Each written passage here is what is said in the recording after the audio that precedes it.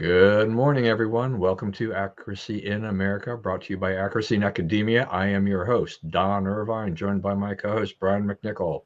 Hello, deplorables, dregs, despicables, chumps, Neanderthals, semi-fascists, maggots, and of course those dog-faced pony soldiers.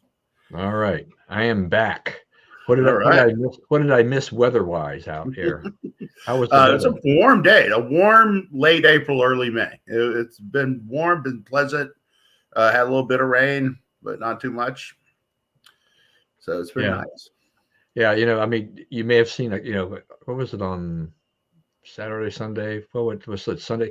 When I posted, I guess it was Sunday, and when I was out in Utah, it had snowed a little bit. It was wet snow. It wasn't really sticking where we were, but I remember, we had one really nice day. I was out there from May 1st, came home last night. The other days were okay, but we would get into the 30s at night and stuff like that. But it had a hard time getting above 55, 60 during the day. And but I think on Saturday it was like 70. We were down at a national park that I'd never heard of before, which was a pretty little place. But where were you? Because I think I was there. I think I saw. It's called Capitol Reef. Yeah. I think we were in there. The middle of it. There's nothing there. I mean, there's nothing around. That's the ones I like. Middle of nothing ones, really, because you get into the tourists and it's the ones where you can just walk around and explore. I really like. Yeah, I mean the advantage of Capitol Reef. I mean, there's some interesting things to see there. I mean, the kind of the formation and all that stuff, but it's just that it's not as crowded. I mean, we got down there. I don't know. I mean, I think closer to 11 o'clock or whatever, a little bit behind the schedule my brother-in-law wanted to go to, but it wasn't really crowded then. But I can only imagine what Bryce or Zion, or Arches. Yeah. They typically get kind of overrun with tourists. So this was nice. We could do things at our own pace.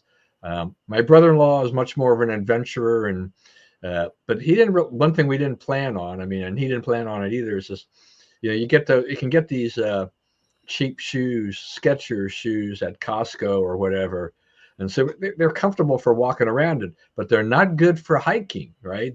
And he wanted to go on this trail, and so we started up this trail, and we're like, it's like, this is not going to work. This is a rocky trail, and these shoes are hurting. Yeah. So even he was willing to turn around, but he kept looking kind of wistfully at the top of the mountain. He saw somebody waving a flag, and I know he wanted to go there. And it's like, my wife and I are like, not happening. Not in Skechers, no. Yeah, not wearing those shoes. I love Skechers. I mean, they're good for old people. I'm old. Okay. Yeah, I am too. Beats the alternative.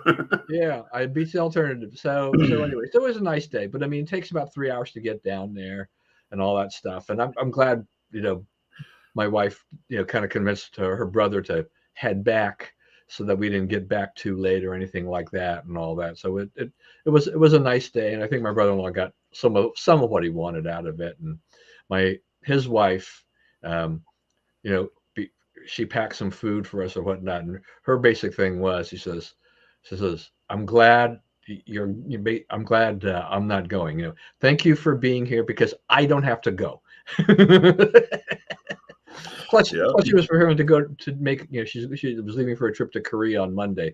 The last thing she needed to do is spend all day at a national park. Gotcha. Anyway, it was someplace I had never heard of before, and I was surprised at actually how many people knew about this place. So I am not a national park expert by any stretch of imagination. No, me either. But I was out there because my daughter-in-law had graduated from Salt Lake Community College nursing school, and so that was a good day. Her father got into biking, and he's not appreciating the Utah weather lately because it's been up and down, and that's what it's kind of hard, to get out there and do a lot of biking when the weather is so variable and stuff like that. And I was on the plane last night. Just near the end of the flight, this guy kind of leans over and asked me a question because he saw what my lock screen was on my iPad, and so we got into a Mormon discussion because it turned out he was a Mormon bishop, but because they had a Mormon picture, basically, my wife and I, kind of in our church outfits and whatever. So he had just dropped off his daughter. They apparently had, I said, driven out there from Lancaster, Pennsylvania to Utah to drop their daughter off at nursing school at Weber State, which is up in Ogden under Canada. Right. And I said, so you take 80? He goes, yeah. I says, and when it started snowing, it was crazy. And I'm like, yeah, 80 is, you want to avoid it, but it's May. Yeah, that's right. That's right. But man, some of those snowstorms out there are huge. I mean, it's nuts. Colorado, they got 14 inches or something. Yeah, no, it's crazy. I mean, that's the thing. My brother-in-law was on the way back, from the park. He was just checking the weather, and he says, "Come on, snow tomorrow." And he's like, "Oh no!" But then he's looking again. He says, "Okay, higher elevations." He said where they live is about 4,500 feet. It was really going to be at maybe 7,500 feet and above. So we were probably going to be safe, and we really were, because we just basically got kind of a mixture of snow and rain, nothing that accumulated. But you're thinking May, and I'm thinking like, yeah, it does happen from time to time that it does come down, but it might. I mean, if you're on I-80, that's a dangerous road, because there's nothing out there, and there's a lot of wind, and it tends to basically blow trucks over and RVs and stuff like that. So you got to watch out, when you're on I-80. It can be a real mess. So it was an interesting trip all the way around. And the news that I can put out here, because my son does not watch this program, is that they're expecting. All right. So grandchild number 7 on the way. It was funny because we were outside the community college. We were doing family pictures, and he gives my wife is standing next to him, and he opens up his phone and he shows her a picture of the little pregnancy thing, right? And my wife's looking at it like, "What's this?" Kind of like, right? We were totally waylaid, and then she realized, "Oh my goodness!" And it's like, "Oh, yeah." So they held off. She's about 9 weeks into this, and they held off on this until we could get out there so he could deliver the news in person, and everything. So very good. Yeah. So it's hard keeping a secret that long, and everything like that. But I appreciate, I guess, on one hand, appreciate the in-person notice, but as my wife says, what a stinker, Call me. Our family's gone through a lot. The good news is welcome for us. It's welcome. Heck yeah. And everything. That's great news. New life. Great news. Yeah. So we'll see. I guess they'll find out what the gender is at some point here fairly soon. But anyway, so my wife's already. She's like, well, we'll go ahead and pay for the nursery furniture just like we did for Kristi. And I'm like, oh, we did? I don't remember this. Been agreeing to pay for all that stuff. Yeah, I guess so. I thought I was rich, man. Right. Sounds like a plan. I can't go against that. That's right. That'll be a done deal. But I'm sure my son will appreciate that. All right. Anyway, so things are kind of plodding along. I guess one of the things I saw, and correct me if I'm wrong, is Russia kind of declare, or is trying to declare victory now, a little bit, or because they are. They're sort of trying to lock in where it is, and there's a lot of the talk, like the leftists, of why we need to keep funding the war is if we don't bog Putin down fighting in Ukraine, if we let him have that easily, then he will then move on to other parts of Europe. And I don't see that. The more I think about that, I think that's a self-serving kind of threat, right? They have always wanted a land bridge to Crimea, Deepwater Port. They have that. They have a path all across southern Ukraine now, from Russia all the way to the port. And I don't know that they care anymore. I think they've got what they want. They could live with or without Kiev being captured. Putin says all this stuff about the Rus. I don't know how much money he would spend to reestablish the Rus over what he has reestablished so far. So I don't know. I tend to think that he is interested in locking in the gains he has now, and I think he sees elements of the West, certainly Republicans in the United States, some other conservative party people over in Europe who are saying, yeah, it's time to seek a deal that locks in the gains, because, the option is to commit the resources to drive them out of there, and to do so in such a way that they will not respond with nuclear weapons, which is, you're dancing between the raindrops there. So, I think that practical minds are looking for a solution here, and this provides an off ramp. Yeah, I still in the back of my mind think that Putin would love to reestablish the old USSR, right? I mean, it would be, he could rebuild an empire in a sense, but I don't know if he's going to put a lot of resources into it. But he might be ticky tack on this, try to grab this and try to grab that. He's got to get past this and kind of lock in these gains. But I think if he sees that NATO's not really doing anything to resist at this point, then maybe he makes another move at a later date. I don't know. It's hard to predict. But they do have. I mean, their resources. They have to. I mean, how much more manpower they want to throw at these things? How many more? Right. So here's the thing. Yeah, in Russia, one thing, their economy. The Democrats keep saying, we have the healthiest economy in the world. No, we don't. We're not even healthier than Russia. Russia's economy is booming from being able to sell energy at high prices because of counterproductive U.S. policies, right? So, but you still don't have a lot of people. You still, you're talking about an economy the size of Florida, right? And, there's still a lot, and it's all extractive industries, and you have an unhealthy population. Average the lifespan there is below 60. Like people like you, me, and you are dead. That's a different. The pile that he's working from is a lot smaller than we take into account right now. He could nuke and try to force his way into Poland or whatever.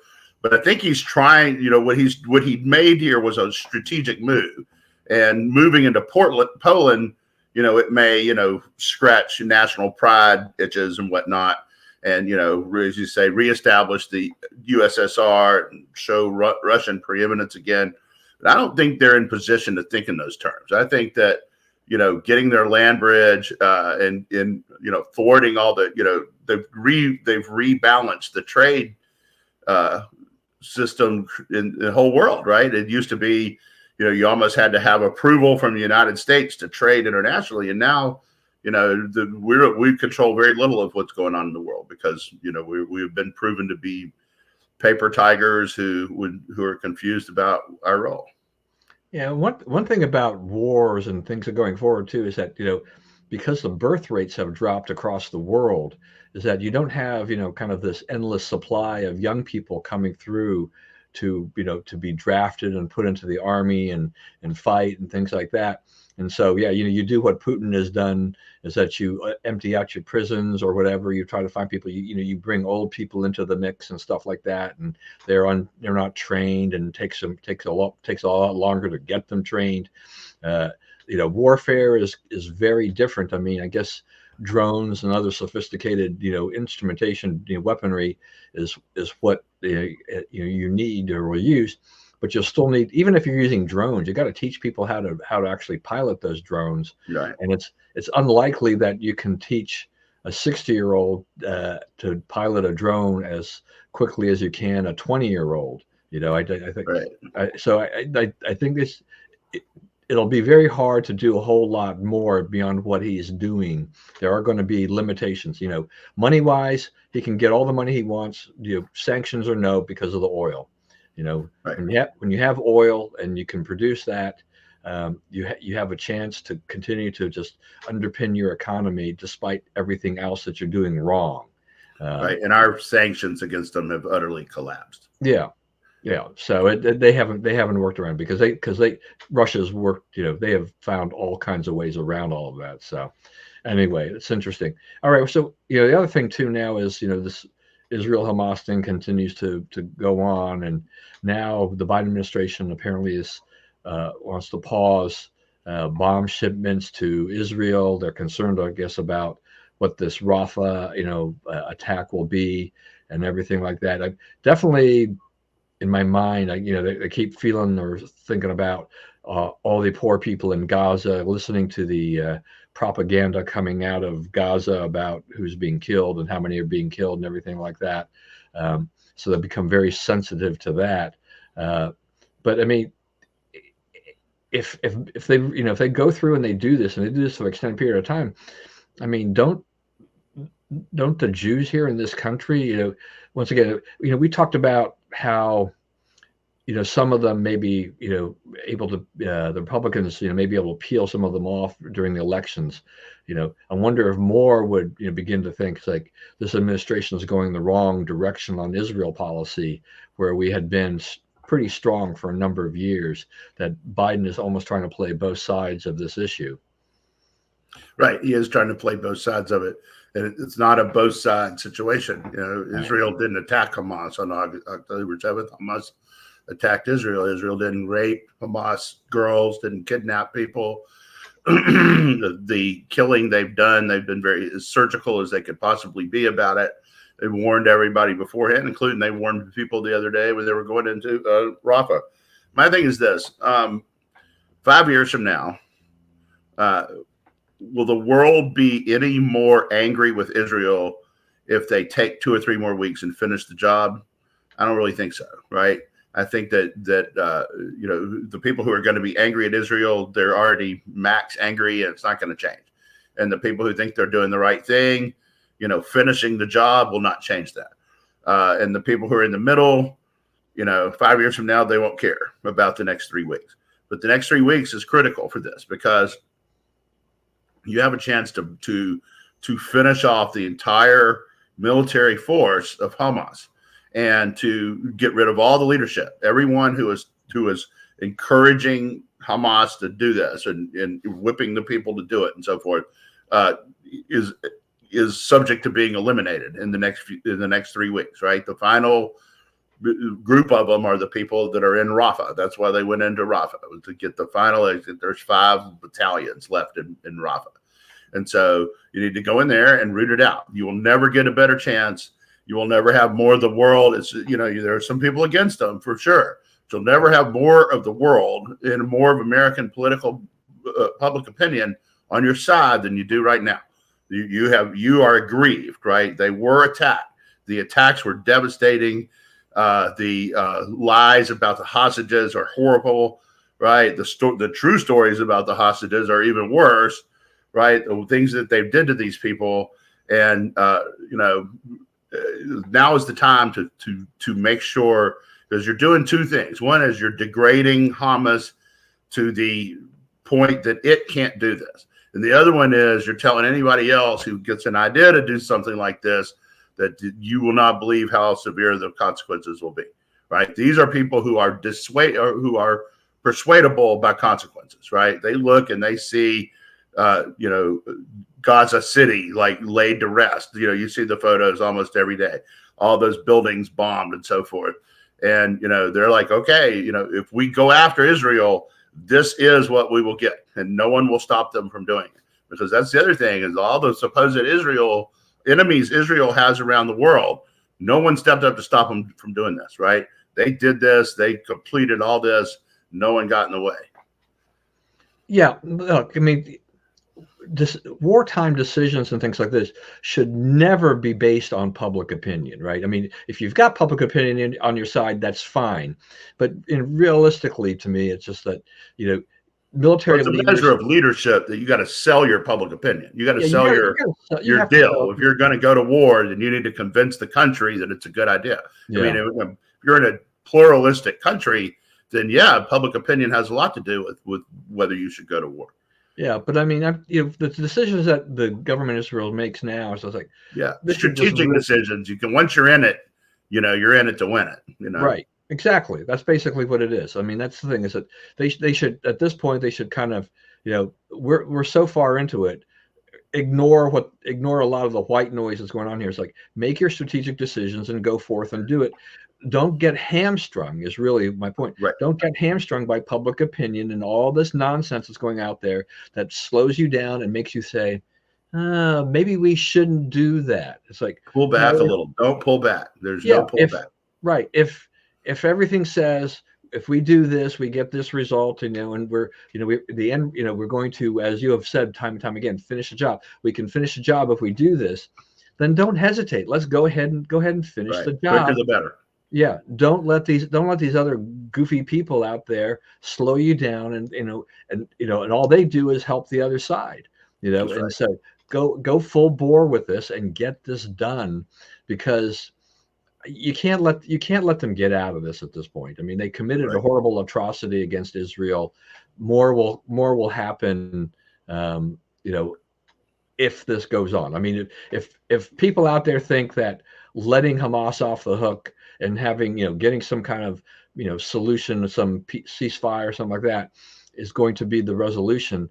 No, that just buys Hamas time to retool, rebuild, and plan yet another attack at some other point, which could be even more damaging and more lethal. So, who are we kidding? But there are a lot of people out there that are very influenced by what they see and read in the news media and hear by certain politicians. So, which is a shame.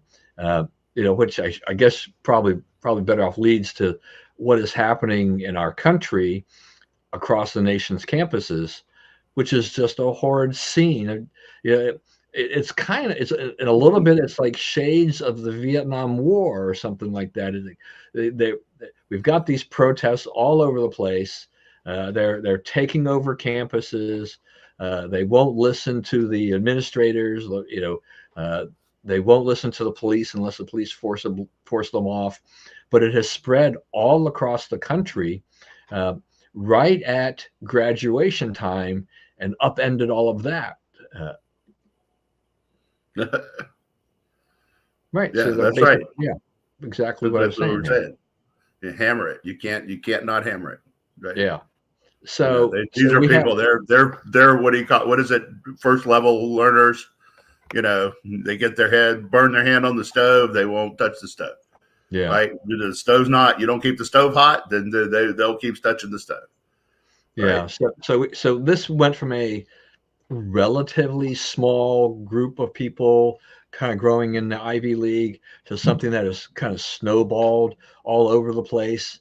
And you're just seeing a campus, administrators not really being very forceful, not knowing what to do and how to deal with this.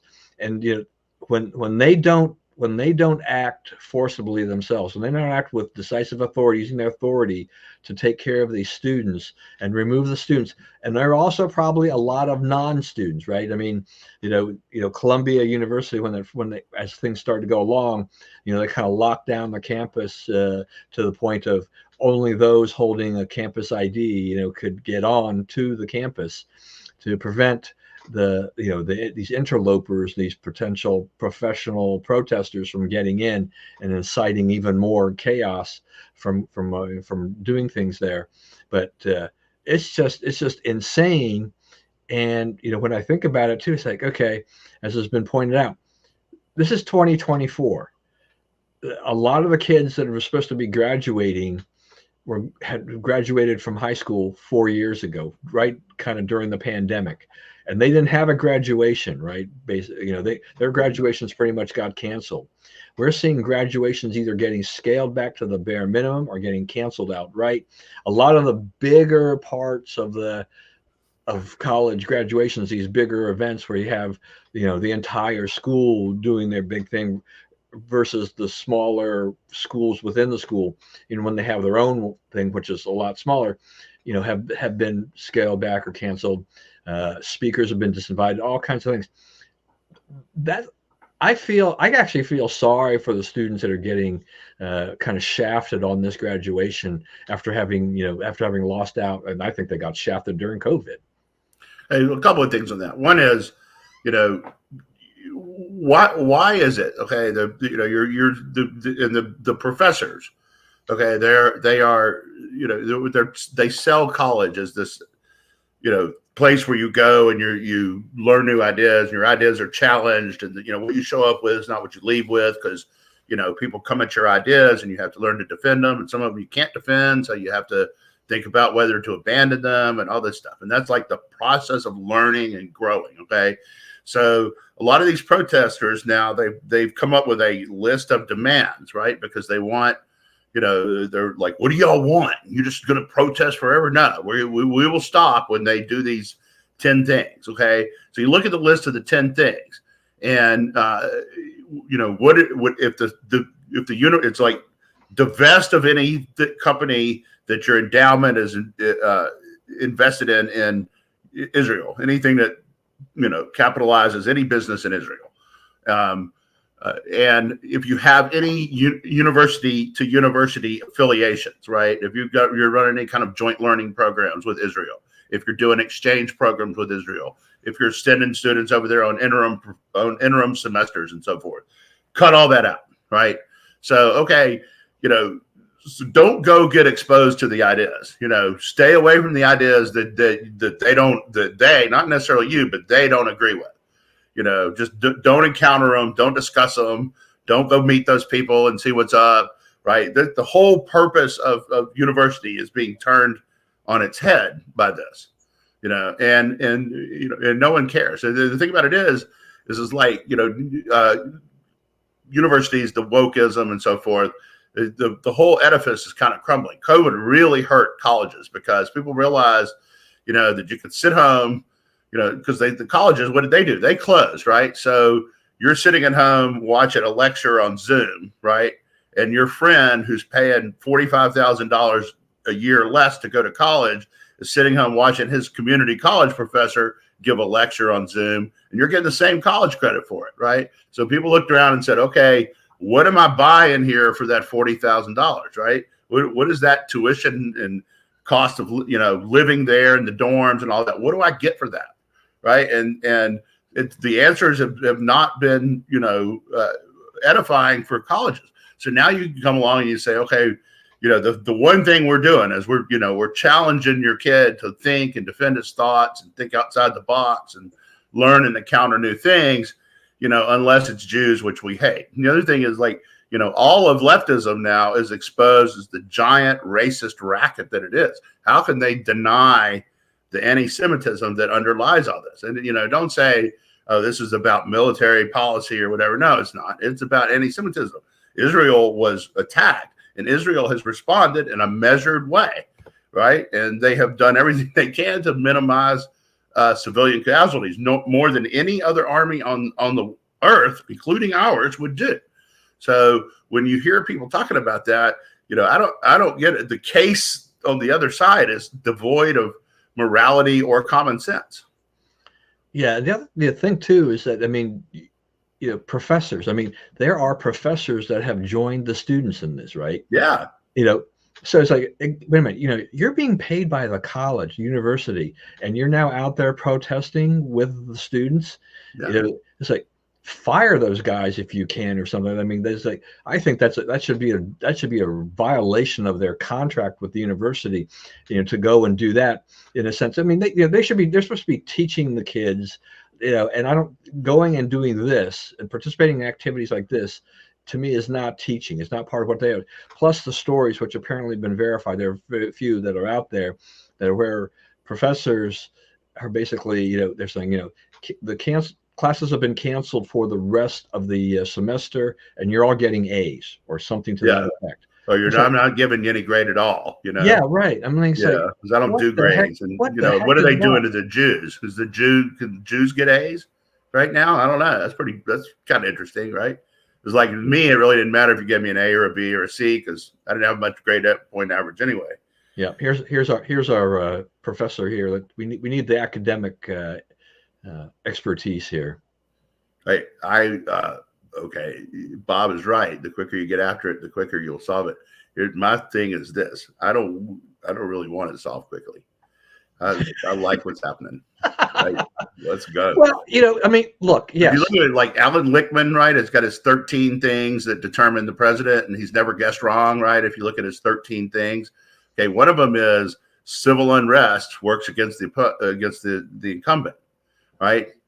I don't go near a college campus. They're not in camp in my house, right? You do have a problem, and it's May, so there's Jewish students who are the real victims in this, right? Because they're being pushed around and hit and slapped and prevented from going to class or crossing the campus, right? But it's sad for them. But it is a political dreadnought around Joe's neck, man. Nothing he can do about it. He can't side with one side or the other without making a lot of people angry. I'm all for like this, and it's not going to last much longer because school's letting out. Most colleges will be out by the end of this weekend, and so the students will go on and do their summer thing, regardless of their views on Israel and the Middle East. So, but the more unrest, the more Antifa, the more riots, the more calamity at the Chicago convention for the Democrats in August, the better for us.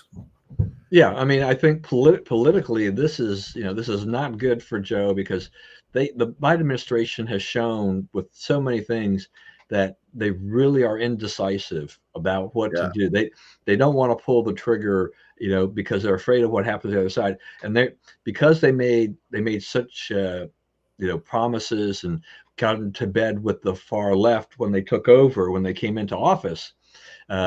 They're so beholden to these people that making any kind of moves, definitely would hurt them, even with their own support. And so it's really hard for them to do anything. But yeah, and you're right. I mean, we're here in early May. There's probably maybe a week or two left of classes, and then graduation and stuff like that. Then the students are like, they won't be living in their dorms and stuff like that. So they'll be headed home, maybe they'll regroup and then come back in the fall and do it again, depending upon the situation. Well, you probably have a different issue matrix by then. Yeah, we'll see. I mean, this is what we do not, one thing, we don't have a crystal ball exactly as to what's going on there. But politically, if you think about it politically, then what we would want is for these people to kind of go back home, do whatever they do. I don't know if any of them really get any jobs or whatever during the summer. And then they come back in the fall because they try to do something like this again, right as the election, as we're starting to get down to the last, 60 days or whatever of the election. That kind of thing would even be more harmful to the Democrats and to Biden, because the closer it is, the fresher it is in people's minds, right, the more it hurts them. Something here 6 months in advance, maybe. But the other thing is like, if you look at polling over the years, it's pretty consistent that after about the middle of June, it doesn't change. If you don't have a big intervening event, it doesn't change. Yeah, we're almost to the end of, I tell people now, I'm like, Trump is it's a basketball game. Trump is 6 points ahead with 4 minutes to go. He hasn't locked it up yet, but he is ahead, so you still got to keep playing, but we're getting close to the end. Yeah. I mean, it's just so interesting. I mean, we're 6 months out at this point, and anything can still happen. But the Democrats, and Biden, they just haven't made a really good case for themselves as to why anybody, why the Democrats, why the country should reelect these clowns, right? Yeah, so I'm wondering about that because obviously they're doing focus groups and polling, and they're trying to figure out like what messages resonate, right? And the Democrats have, in the last 20 years or so, they've probably been better than us at this, in the long run. So, they have settled on Trump as a threat to our democracy, which is kind of hard to explain. I mean, I guess that it riles up the partisans, but it's kind of hard to explain to the middle class since he's already been president and he didn't do anything that took away their democracy, right? Or whatever that means. I mean, Trump he didn't take away anybody's rights to do anything. And the other one is, the trials, right? And the trials are obviously not going well for them, and they're not going to go well for them. So, I think they've pinned I think their magic and messaging has started to slip away. All right, Bob's got another comment here. That's right.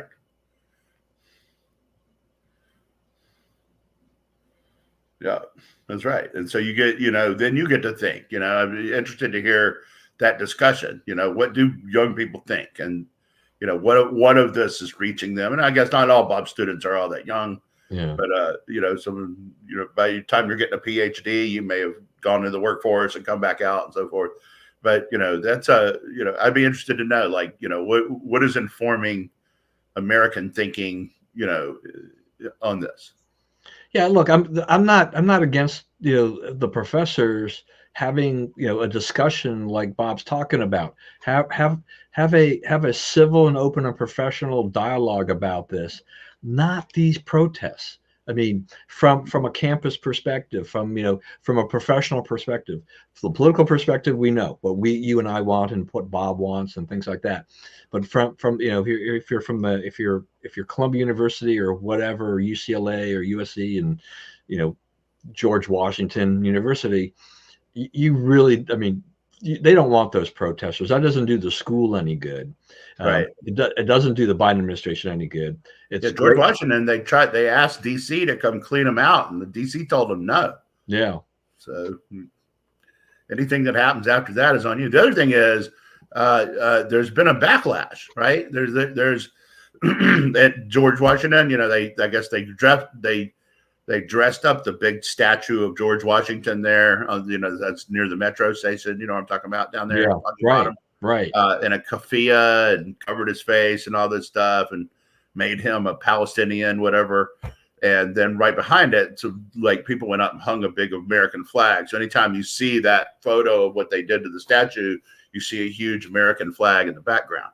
And there's been people like LSU, Georgia, a couple of other places where the students got up against it, right? They don't take this. They're not putting up with this. So, right. And there've been some pro-America, pro-Israel counter protests to try to offset some of this, but who get, the pro-Hamas people are getting all the publicity. And, we've seen, how many interviews have we seen, reports have we seen where, when media talks to a lot of the pro-Hamas protesters, they really don't know why they're there. Right.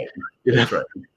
It's kind of, this is very typical to me of left-wing protests, is that you can get a lot, they do a fantastic job of getting a lot of people to show up. But they don't necessarily know what they're doing there. It's, you've got the core organizers and they get all these people to show up, and it sounds good, and they can show them video clips and make it all like, hey, this is why, because all these people are dying in Gaza and all this kind of stuff and whatnot. But they're fuzzy. They're really fuzzy. They don't have low info. Yeah. The Rush Limbaugh low information voter types or whatever.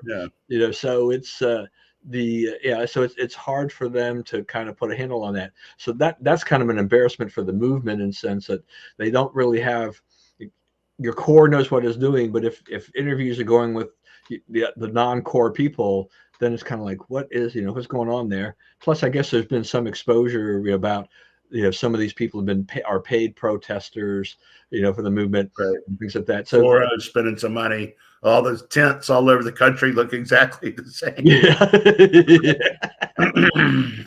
Probably nothing there. Yeah.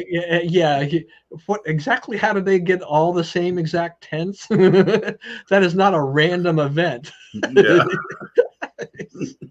It's just, it's really a sight to see and behold. And I think there is some backlash too from other students who maybe just not very political, but are just they're just focused on school, right? They want to get through school, they want to get through classes, and this is a major disruption to the end of the semester when they're trying to get through. They want to graduate, and as I said before, we had a large number of students who got shafted during COVID on their high school graduation.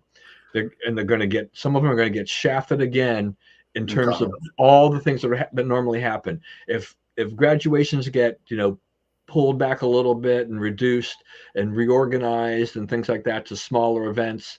That's a shame for the students that were good students that just kept their head down. Just they did their schoolwork and they want to get a job. After they graduate, they want to be a contributing part of society, and they don't want to be a lifetime professional protester. And yeah, I mean, maybe even these young people who are voters or potential voters, maybe they see this. Maybe they were in the Obama Biden camp before, and now they look here and they said, "Look what these guys have. Look what these clowns have done." And it's like, I may not like Trump. I'll vote Trump, or maybe they'll vote RFK Jr. if he's on the ballot or whatever. But but Biden will not get a vote that he normally would have had. I mean, Biden's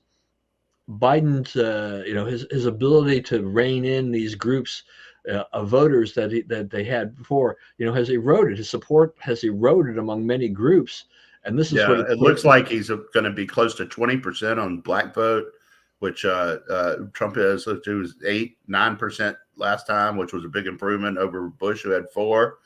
It looks like he's going to probably win the Latino vote. He's ahead under 30, under 40, are both now. Trump holds a majority support, not just duality, but majority. More than 50. The only categories that Biden is winning in is seniors, is super seniors, 70 and over, guys older than us. There's a couple out there, and people who the most likely people to vote, right? Biden has a 1-point lead among the most likely people to vote. Trump has about a 14-point lead among the people who are less likely to vote. So, we've always thought of it, and you remember, you've been in Republican politics a long time.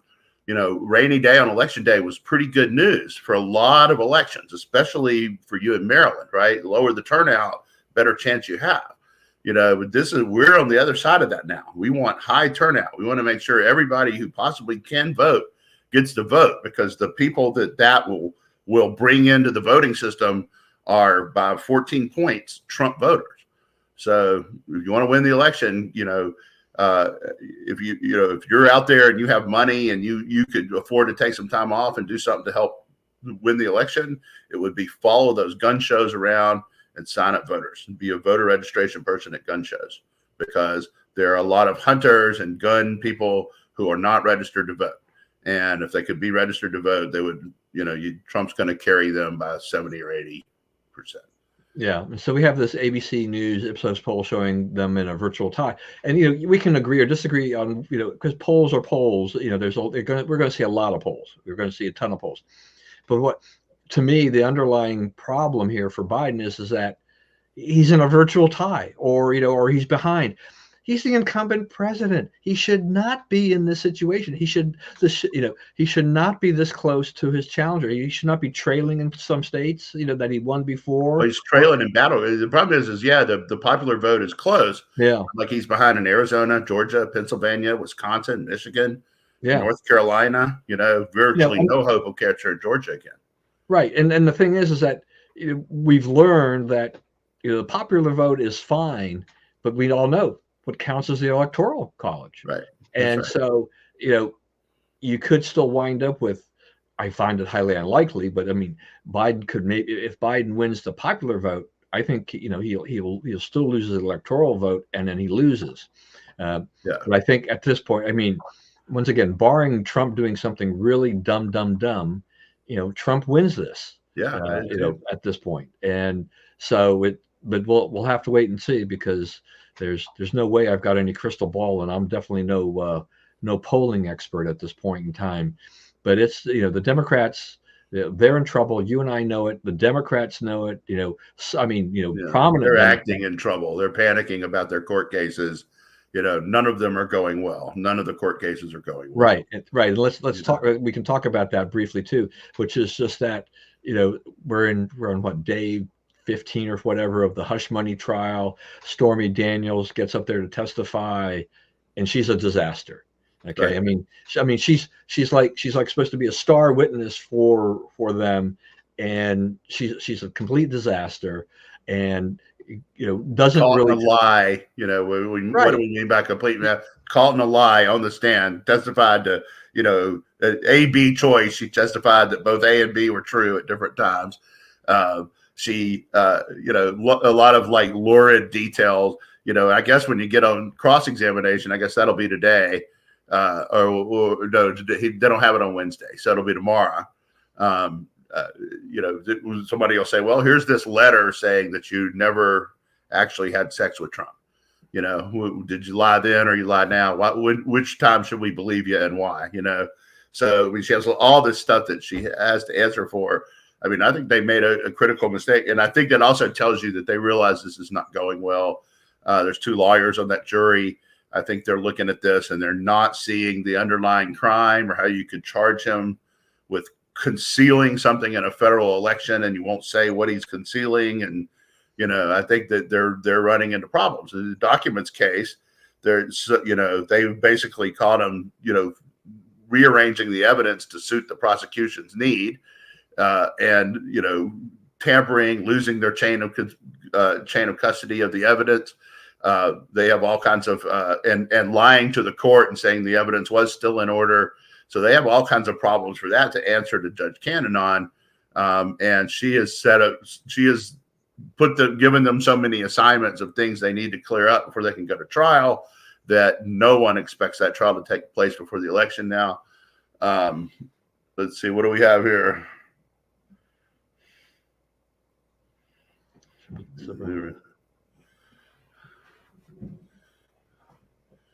Right, that's true. You can find some fault, in the way all this has been handled. Yeah, that's right. Yeah, that's right. That's right. He did just do it just for show, right? But and he could have put a lot more clamps on that and not had it happen like that. So now you have a witness basically there to be salacious, right? To make Trump look bad. Doesn't really cast any light because she didn't have anything to do with how these things were entered into the books. And you've already had a witness say, I entered them in the books this way because Michael Cohen told me to. And, Trump doesn't have anything to do with how these things get entered into the book. So, I don't think that he's going to get convicted there.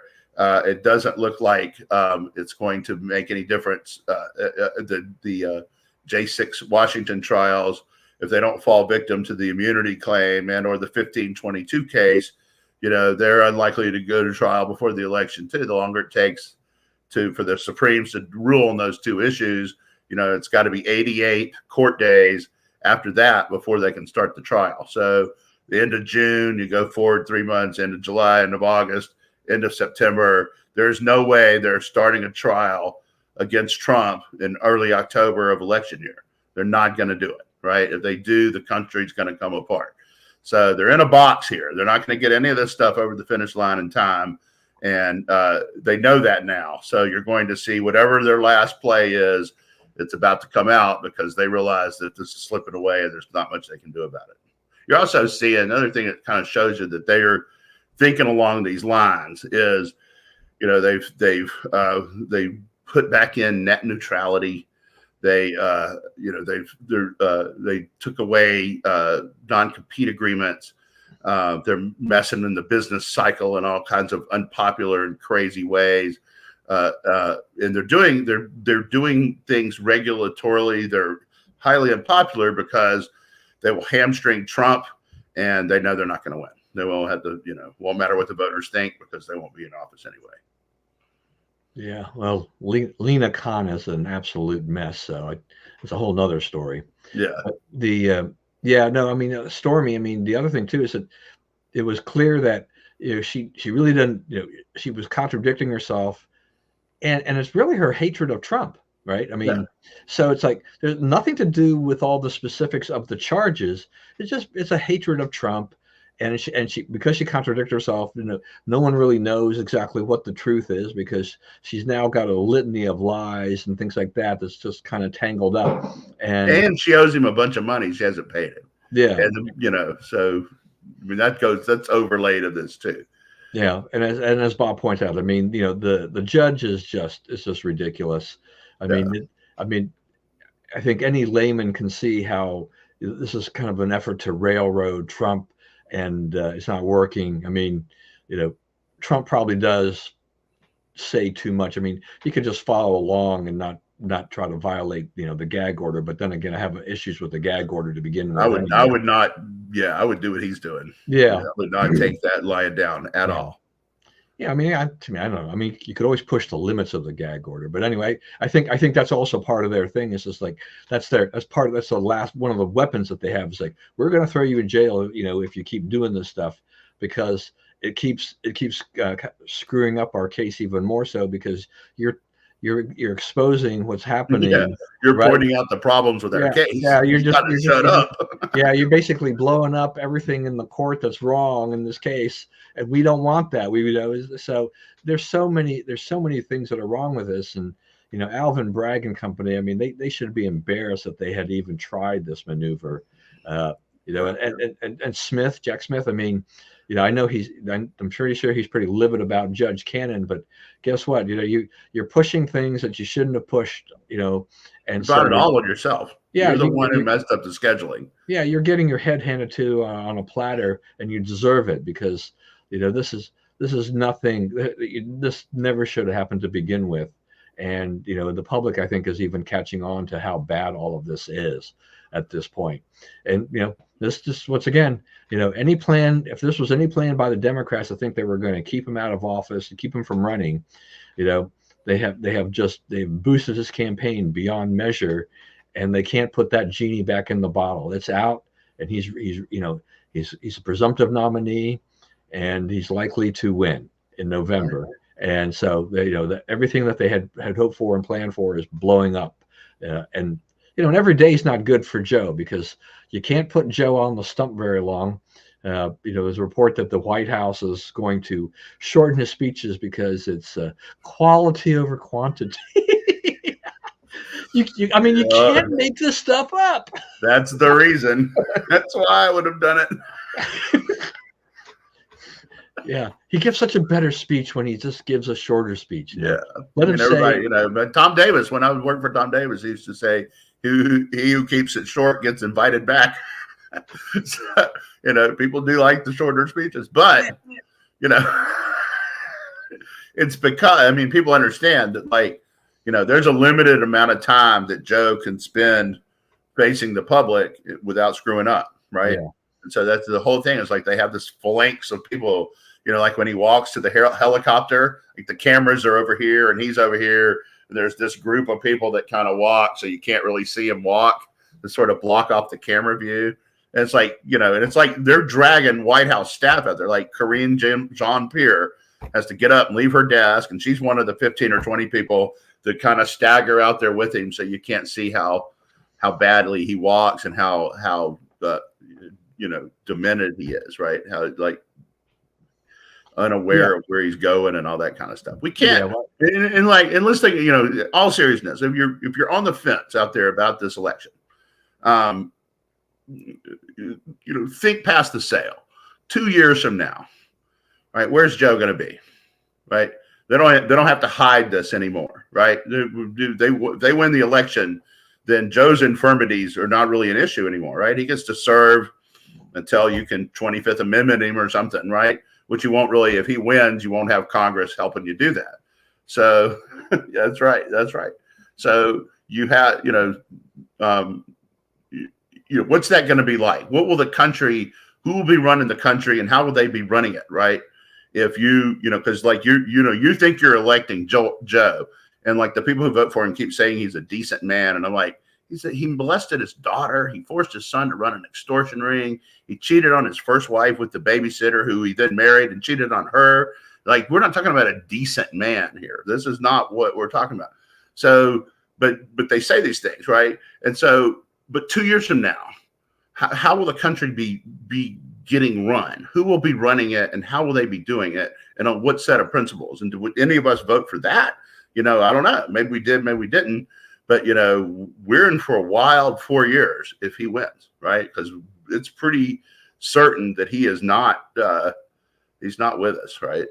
Yeah, I mean, and we were talking earlier about, I mean, and what issues are they really trying to run on now? I mean, you were trying to mention, trying to point on Trump and everything like that, but abortion and democracy. Yeah, I mean, right, because Bidenomics, that's failed. Inflation is sticky, or whatever you want to call it. So that's a problem for them. Going back up, gas going back up. Higher interest rates are going to stick around for a lot longer than people expected. Border's still a mess. Immigration, all the push to EVs has been disastrous. And clean energy, all of that stuff. They're pouring all kinds of money into all of that, but car makers lose money on every vehicle that they sell. All these, everybody's been trying wind power in places where you don't have a lot of wind, wind up getting stuck with a humongous bill, and everything like this, because costs have risen and they don't generate enough electricity. You got to get rid of that toxic stuff that they make them with. Yeah, I mean, they got to really think about how to power the country. Artificial intelligence requires a lot of computing power. Yeah, it does. wind and solar are not going to power AI. So that's right. So that's a real problem for them and everything. All right, let's wrap it up, Brian. Take us out. Okay, let me look at our little list. We talked about Canon, right? Yep. Kristi Noem. I don't know. What on earth?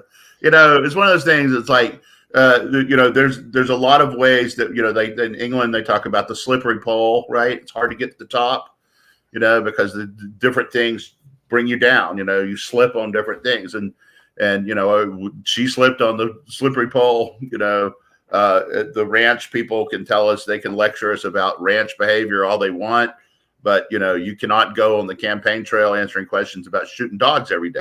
You just can't do it. Mark Hamill was at the White House. I see you have that here.